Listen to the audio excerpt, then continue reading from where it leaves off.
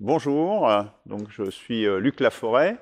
Je suis l'initiateur d'une initiative qui s'appelle Une perspective, la 6e République, qui a été créée il y a maintenant à peu près 2 ans, dans l'optique justement de proposer une nouvelle République pour sortir du chaos, de la barbarie dans laquelle nous plongeons chaque jour un peu plus.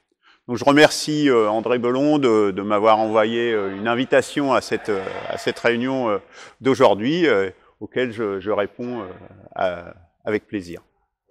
Donc, bon, je ne vais pas ajouter des choses par rapport à ce qui a été dit.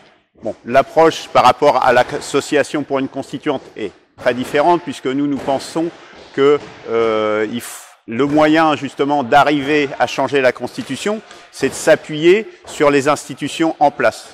Parce que les organisations changent généralement par l'intérieur. Et pour changer, il faut identifier le déchet toxique. Et le déchet toxique dans la 5e République, c'est le président de la République. Et c'est à la fois le déchet toxique, mais c'est généralement également le levier qui va permettre de faire le changement. Donc, l'idée est donc de passer par la présidentielle et de présenter un candidat dont le seul mandat sera justement un mandat impératif de mettre en place une 6e République, soit en proposant une constitution sur laquelle nous travaillons actuellement, qui est disponible sur le site, soit par référendum de dire on met en place une constituante. Hein, donc il y aura un référendum en disant soit vous prenez cette constitution, soit on met en place une constituante et le peuple choisira. Donc ça, c'est l'optique.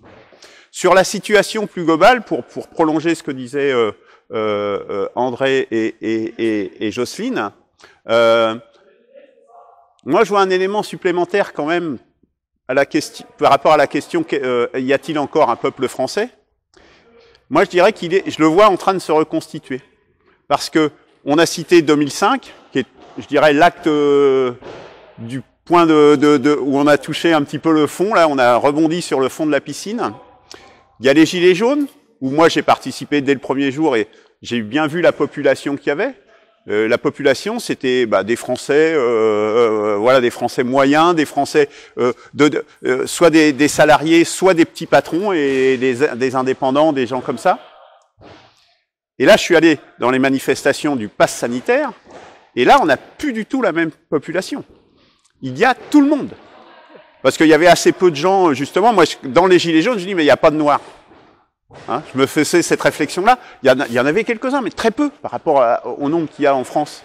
Il y en avait très très peu. Et là, vous allez aux manifestations sur le pass sanitaire, il y a tout le monde qui est là. Des jeunes, des vieux, des noirs, de toutes les couleurs et tout ça. Vous avez de tout. Et ça c'est très important. Je pense que là, on est en train de passer avec le pass sanitaire dans les manifestations. Enfin, moi, je suis allé plusieurs fois à Paris ou à Blois et à Tours. C'est ce qui m'a marqué vraiment le plus. Et ça, je me dis, eh bien, il est en train gentiment de se reconstituer. Pour la mobilisation dont parlait Jocelyne, donc les gens se sont mobilisés quand même en plein été. Enfin, c'est un truc incroyable quand même. Mais dans l'acte actuel, on est toujours dans ce que j'appellerais la protestation. C'est-à-dire, on proteste, on n'est pas content. Ah, monsieur, est-ce que vous pouvez arrêter de nous taper sur la tête en me mettant des taxes supplémentaires? Ah, monsieur, est-ce que vous pouvez enlever le pass sanitaire parce que ça nous embête? On est toujours dans la protestation, on n'est pas encore basculé dans la proposition, dans le changer le système, justement. Ce que nous, on propose, c'est changer le système. C'est vraiment très clairement ça. Et on voit bien par le succès qu'on a ici ou de notre initiative, les gens ne sont pas encore dans le changer le système.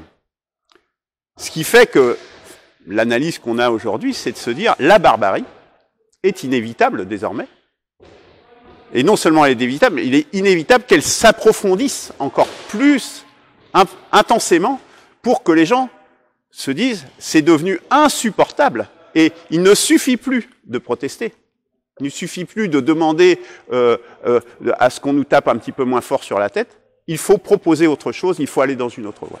Malheureusement, c'est le constat que je fais. Je préférais vraiment, si vous avez lancé cette initiative il y a 2 ans, c'est justement pour éviter qu'on aille dans ça. Mais ce que je constate, c'est que c'est inévitable. Voilà.